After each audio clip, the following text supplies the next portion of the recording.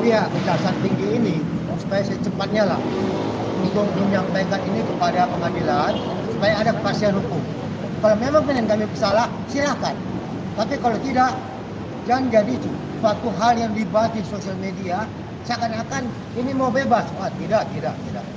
Jadi jelaslah bahwa ini tujuan kami supaya ada kepastian hukum. Itu aja.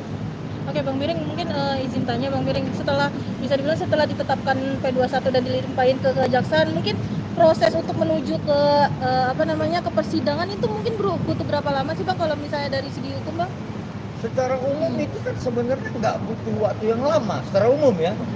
Tetapi kan gini, kita melihat ini kan perkembangan. Nah kemarin tanggal 5 tahap kedua, kalau kami melihat ya seharusnya hari ini sudah bisa dilimpahkan dong, agar kemudian minggu depan sudah ditetapkan jadwalnya. Karena apa? Ini kan bukan kepentingan terhadap pelapor aja gitu, tapi terhadap tersangka juga agar bisa menggunakan haknya untuk melakukan pembelaan ya. Jadi dominus litis itu kan sebenarnya kewenangan kejaksaan. Kami tidak mau adanya intervensi lagi kepada pihak jaksa penuntut umum sehingga mekanisme hukum itu terhambat ya. Jadi kalau dipertanyakan seberapa lama, ya seharusnya sekarang sudah dilimpahin seperti itu. Pada umumnya pengalaman kami itu pelimpahan setelah P21 tahap 2 itu 1 minggu cukup. Umumnya seperti itu ya. Tapi bila diperlukan penyusunan dakwaannya lebih lengkap, bisa juga seperti kasus ini kemungkinan 2 minggu. Tapi kalau normalnya 1 minggu. Tapi kalau memang harus disusun lagi, jangan sampai dakwaan salah juga. Apalagi kan ini masuk di media nih. Kalau dakwaan salah kan juga jaksa penuntut umum kan nanti nggak enak ya kalau sampai dakwaannya salah. Jadi mungkin perlu kehati-hatian sehingga akan menjadi 2 minggu. Tapi 2 minggu mungkin nggak akan lewat. Ya nggak lewat lah 2 minggu. Bang, kan nanti kan juga akan dihadirkan 6 JPU saat persidangan. Ya itu kan banyak yang mengatakan sampai 6 JPU gitu kan. Seperti apa nih mungkin abang tanggapannya juga ya itu kan? Mungkin abang menanggapinya bagaimana nih? Itu kan maksudnya tim penyusun dakwaan ya. Memang penyusun dakwaan itu biasanya ada timnya. Cuma selama ini tidak pernah diungkap ke publik kalau kasus ini timnya berapa, tapi karena kasus ini heboh di media disebutkanlah 6. Kami juga dalam kasus lain biasa itu, kalau 6 itu hal yang biasa. Cuman nanti yang datang ke persidangan paling juga 1 atau 2, nggak 6 yang datang. Itu umum kok itu 6 itu. Harus ada tim lah, dia cermat ya. Oke, Bang, Dokter Okti dan Dokter sendiri mungkin sebentar lagi akan misal seperti apa nih Bang? Mungkin kan abang juga tadi sudah melihat, maksudnya ada keterlibatan dan keterkaitan.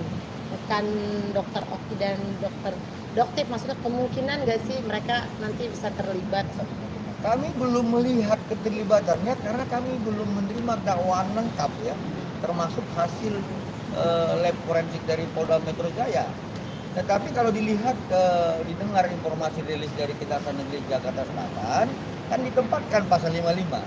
Nah pasal 55 itu ada itu medal plegen, don plegen, dan plegen, pengarah gitu. Dugaan kami itu ada di don plegen dan pengarah. Dugaan kami seperti itu. Tapi kita akan lihat dakwaannya dan terhadap hasil forensik dari Dirsebel Polda Metro Jaya. Seperti itu. Jadi jangan sekarang disimpulin. Ya, kita lihat dulu ya. Tapi dugaannya jelas. Pasal 55 ditetapkan oleh JPU seperti itu.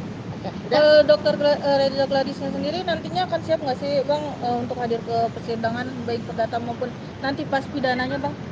Oh itu begini, itu wajib ya. Kalau dalam one prestasi itu kan tentang kehadiran para pihak kan sudah diatur dalam Perma nomor 1 2016 itu di pasal 6 ya. Artinya kemarin senior saya sudah sampaikan kalau kemudian prinsipal dari pihak penggugat tidak hadir dan diwakili oleh kuasanya kan cukup kami saja. Tapi kalau misalnya prinsipal dari pihak penggugat hadir, kami juga akan menghadirkan. Pasti datang. Prinsipal dari kami seperti itu pasti datang, apalagi di pidana. Itu wajib. Kenapa? Kami akan memberikan fakta-fakta persidangan terkait keterangan klien kami dan saksi-saksi yang lain. Itu wajib.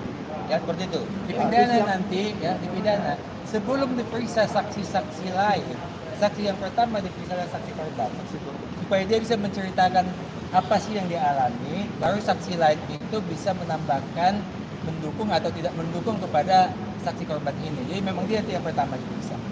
Itu wajib yang pertama. Penegasan berarti Dokter Reza Gardi siap untuk hadir. Oh siap. Oh, siap. Siap. Dia malah sebenarnya Dr. Reza Kapan? ini bertanya, kapan saya datang? Dia malah udah kayaknya udah menggebu-gebu juga kepingin datang. Cuman kami ini apalagi ketua kami ini cuma instruksi, jangan datang dulu. Nah, nanti kami kasih tahu kapan waktunya. Kalau dia pribadi kepingin datang, kepingin tahu juga apa sih yang terjadi di pengadilan gitu ya. Ada rasa ingin tahunya juga. Tapi karena ketua kami bilang jangan datang, dia tidak datang. Tapi kalau nanti dari tim hukumnya itu mengatakan monggo datang, dia akan datang.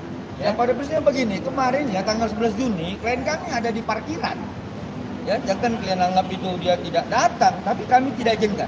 Ya, beliau ini menyarankan kepada kami agar tidak menghadirkan klien kita. Kenapa? Prinsipal kan harus berhadapan dengan prinsipal. Seperti itu ya. Jadi jangan nanti digoreng-goreng klien kami takut. Ya, Enggak. Kepingin dia datang, Kepingin dia datang. Seperti itu Kepingin. ya. Oke. Kepingin dia Ya. datang. Cukup ya? Bang. Oke, makasih ya. Ya.